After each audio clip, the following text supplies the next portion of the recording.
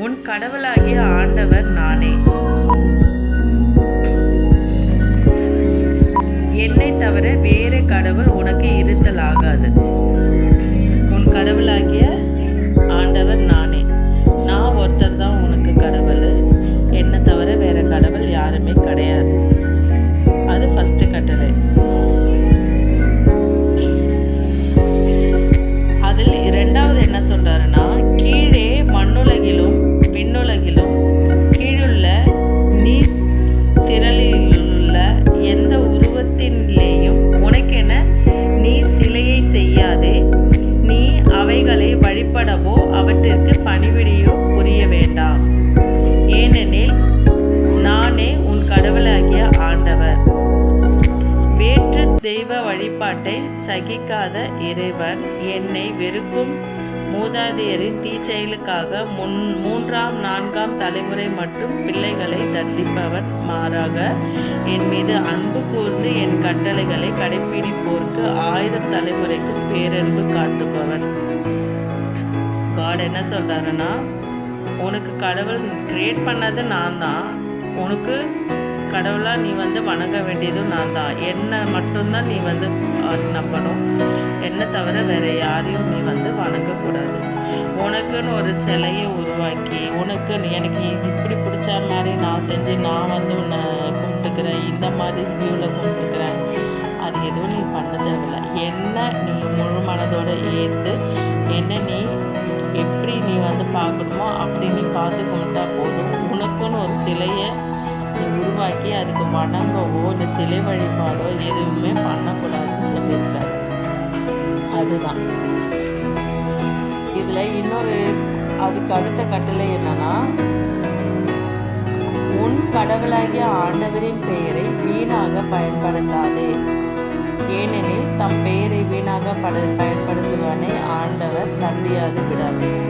சும்மா தேவையில்லாத விஷயத்துக்கெல்லாம் கடவுள் மேலே ப்ராமிஸ் போடுறதோ இல்லை கடவுள் மேலே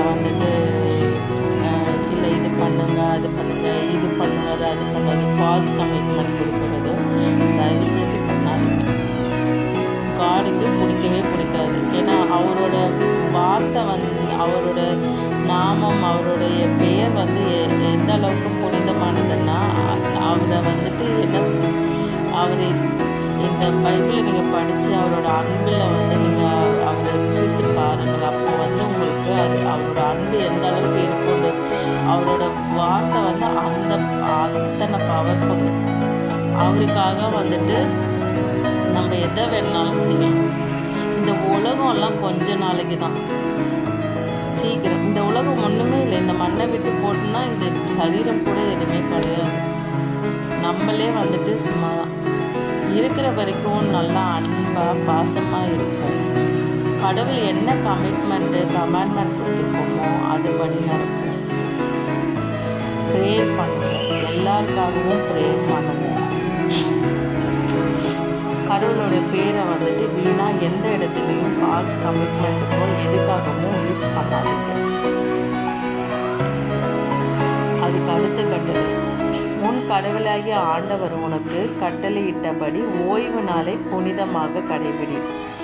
6 நாள்கள் நீ உழைத்து உன் அனைத்து வேலைகளையும் செய்வாய். 7ஆம் நாளோ உன் கடவுளாகிய ஆண்டவருக்கான ஓய்வு நாள். எனவே அன்று நீயும் உன் மகனும் மகளும் உன் அடிமை பெண்ணும் மாடு கழுதை எல்லாவற்றையும் கால்நடைகளுக்கும் வயல்களுக்கும் அன்னி வேலை செய்ய வேண்டாம். ஓய்வு நாள் 6 நாள் கடவுள் எல்லா ஒர்க்கும் பண்ணி முடித்த பிறகு 7ஆம் நாள் ஓய்வு நாள்னு சொல்லி நம்மளுக்கு கொடுத்துருக்காங்க. அந்த ஓய்வு நாளில் எதுவுமே வேலை செய்யாமல் கடவுளை ப்ரைஸ் பண்ணிவிட்டு தியானம் பண்ணிவிட்டு கடவுள்கிட்ட ப்ரேயர் பண்ணிவிட்டு என்னென்ன தேவைகள் இருக்கோ என்னென்ன யாருக்காகலாம் வேண்டி நம்ம பிரார்த்திக்கிறோமோ அது எல்லாமே எவ்வளோக்கு எவ்வளோ கடவுள் கூட இணைந்து இருக்கிறோமோ அவ்வளோ கடவுள் நம்மளுக்கு ஆசீர்வாதம். கடவுளுடைய ஆசீர்வாதம் எப்பொழுதும் நம்ம கூடவே இருக்கும். அதுதான் ஓய்வு நாளை நீங்கள் கண்டிப்பாக அனுசரிக்க வேணும். ஓய்வு நாளில் நம்ம இங்கே போகலாம் அங்கே போகலாம், நம்ம ஜாலியாக இருக்கிறது நல்லது தான். யாரும் ஜாலியாக இருக்கக்கூடாது, இங்கே போகக்கூடாது அங்கே போகக்கூடாது. கடவுளுக்குன்னு கொடுத்த நாளை வந்துட்டு சரியாக அவருக்குன்னு வேண்டி நம்ம ஒதுக்கி இருக்கிறது எவ்வளோக்கு எவ்வளோ வந்துட்டு நம்ம செய்கிறோமோ அவ்வளோக்கு அவ்வளோ நம்மளுக்கு பீஸ்ஃபுல்னஸ், நம்ம ஃபேமிலிக்கு பீஸ்ஃபுல்னஸ் இருக்கும். பீஸ்ஃபுல்லு அங்கே இங்கே எங்கே போனாலும் தேடினாலும் கிடைக்காது.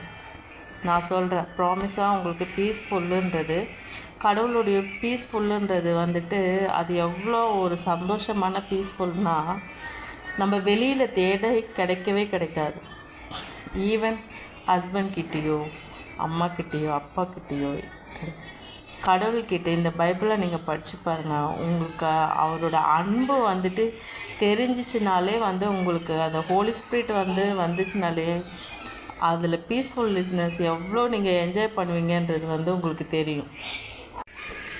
நெக்ஸ்ட்டு கட்டளை, உன் தந்தையையும் தாயையும் மதித்து நட, இதனால் உன் கடவுளாகிய ஆண்டவர் உனக்கு அளிக்கும் நாட்டில் நீ நெடுநாள் நலமுடன் வாழ்வாய். தந்தையும் தாயையும் மதித்து நட.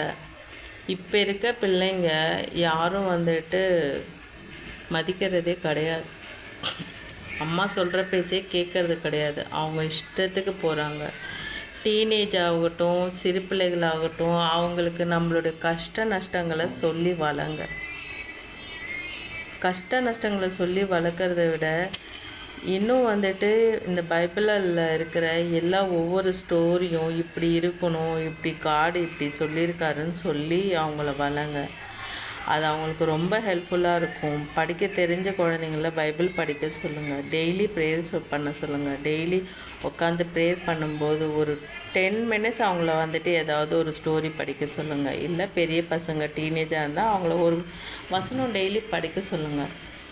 பேரண்ட்ஸ் இது பண்ணாலே போதும். நம்ம பசங்க வந்துட்டு கடவுளுக்குள்ளே எவ்வளோக்கு எவ்வளோ அந்யூன்யமாக இருக்காங்களோ அந்த அளவுக்கு அவங்களுக்கு உள்ள எல்லா உலகத்தை பற்றி நல்லா தெரிஞ்சிக்க முடியும். இவங்க உலகத்தில் இப்படிலாம் இதுக்கு முன்னாடியே இருந்தாங்க, இப்போ நம்ம எப்படி ஹேண்டில் பண்ணுறது முதல் எல்லாமே கடவுள் நம்மளுக்கு இந்த பைபிள் மூலியமாக சொல்லியிருக்காரு.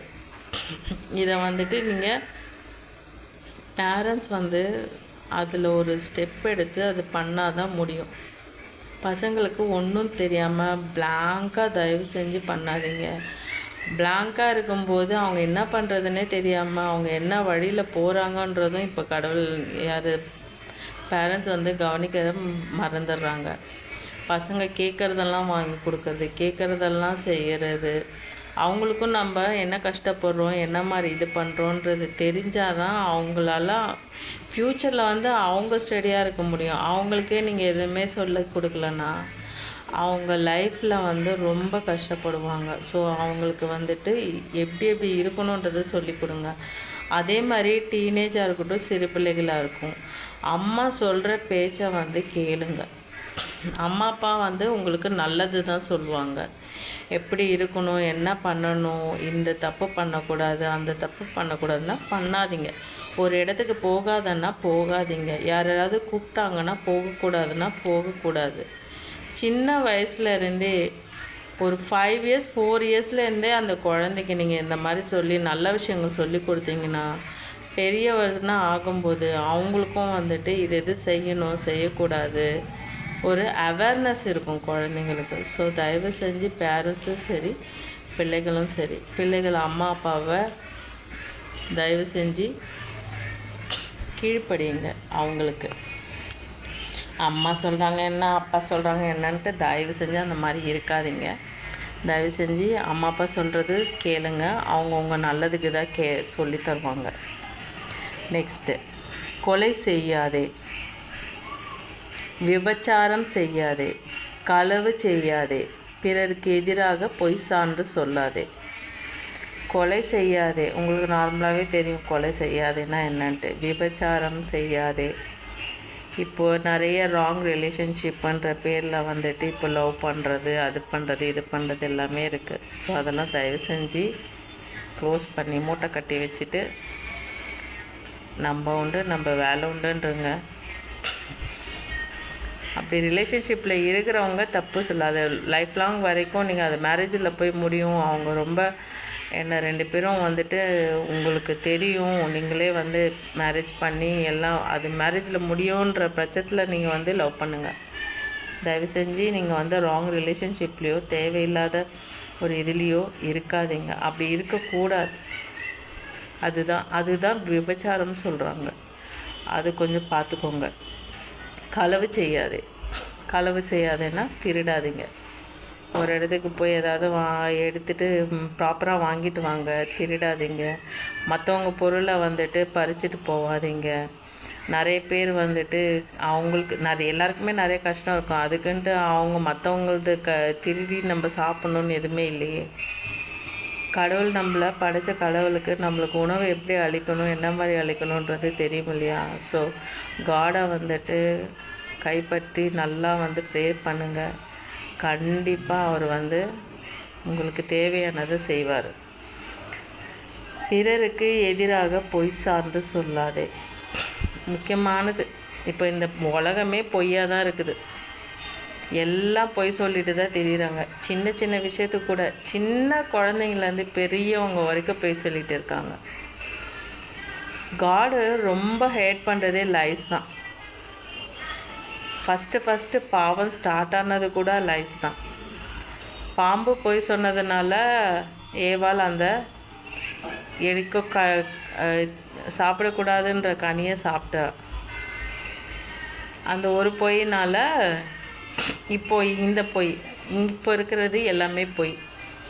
இப்போ வரும் காலையில் கடைசி காலகட்டத்தில் இப்போது ஆக்சுவலி காட் கூடிய சீக்கிரத்தில் வந்துடுவார். நம்ம ஆயத்தமாக இருக்கணும். எவ்வளோக்கு எவ்வளோ ஆயத்தமாக இருக்குமோ அவ்வளோக்கு அவ்வளோ ஆயத்தமாக இருக்கணும். காடை மறுதளிக்கிறது, இந்த உலகத்தில் 1000 என்ன வேணாலும் சொல்லுவாங்க, என்ன பொய் வேணுனாலும் சொல்லுவாங்க. இந்த பைபிள் தப்பு, இது எழுதவே இல்லை, இது சும்மா எழுதியிருக்காங்க. காடோட வேர்டு தான் நம்ம படிச்சுட்டு இருக்கோம். ஸோ உன் விசுவாசம் உன்னை ரட்சித்ததுன்னு தான் சொல்லியிருக்காரு காடு. நம்ம எவ்வளோக்கு எவ்வளோ நம்பிக்கையாக விசுவாசமாக இருக்கிறோமோ அதுதான் நம்மளுடைய பலம். யார் என்ன வேணாலும் சொல்லிட்டு போடும். ஆண்டவரை ருசித்து பார்த்தவர்களுக்கு எப்போதும் குறைவில்லையே. அதே போல் ஆண்டவரை ரசித்து பார்த்தவர்களுக்கு எந்த டவுட்டுமே அவ்விசுவாசமாக இருக்க மாட்டாங்க. விசுவாசமாக தான் இருப்பாங்க எந்த சூழ்நிலையிலிருந்தும். பிறர் மனைவியை காமுறாதே. மற்றவங்க பொண்டாட்டியை இச்சையாக பார்க்காதீங்க. பாடி ஷேம் வச்சு இச்சையாக பார்க்காதீங்க. பேசும்போது ஒழுங்காக பேசுங்க. அவங்கக்கிட்ட வக்கர புத்தியோடு பேசாதீங்க. பிறர் மனைவி கிட்ட தயவு செஞ்சு வந்துட்டு ப்ராப்பராக பேசுங்க. என்ன வச்சுக்கோங்க. அதுதான் சொல்கிறாங்க. அப்போவே வந்து காட் இதெல்லாம் சொல்லியிருக்காரு. அப்போவே நிறைய விஷயம் நடந்திருக்கு. ஸோ இப்போ வந்து அது கண்டினியூ ஆகிட்டு இருக்குது. நிறைய இடத்துல இன்னொருத்த மனைவியை இன்னொருத்தவங்க கூட்டிகிட்டு போகிறதும், அவங்க சரியாக பார்த்துக்கலன்னு சொல்லி இவங்க கூட போகிறதும், அதெல்லாம் பண்ணாதீங்க தயவு செஞ்சு. கடவுள் கொடுத்த ஒரு பேர் வந்துட்டு கடைசி வரைக்கும் வந்துட்டு லீட் பண்ணுங்க. மேக்ஸிமம் எவ்வளோ உங்களால் தாக்கு பிடிச்சி இருக்க முடியுமோ இருங்க. தயவு செஞ்சு சொல்கிறேன். பிறர் வீடு, நலம், நிலைமை, அடிமைப்பெண், மாடு, கழுதை அல்லது பிறருக்குரிய எதையுமே கவர்ந்திட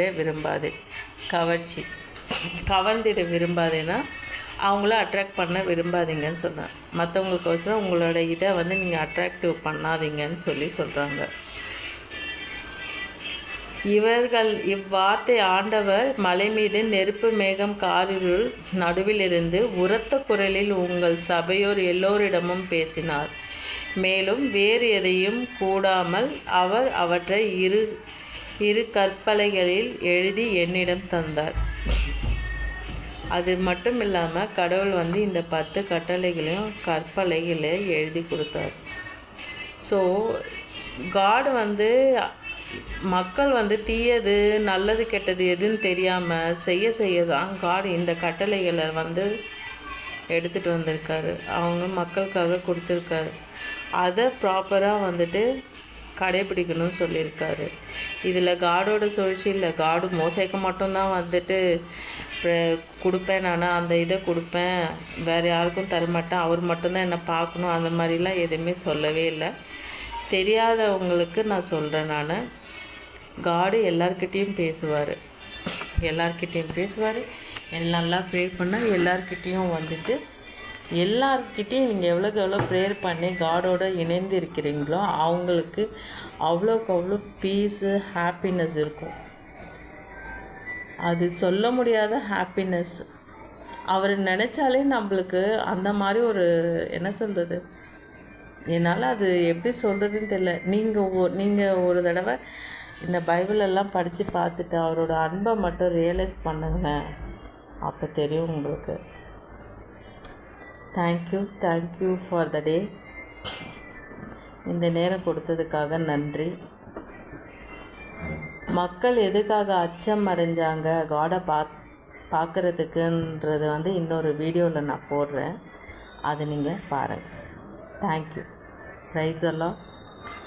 glory to the God. Love you Jesus. Amen.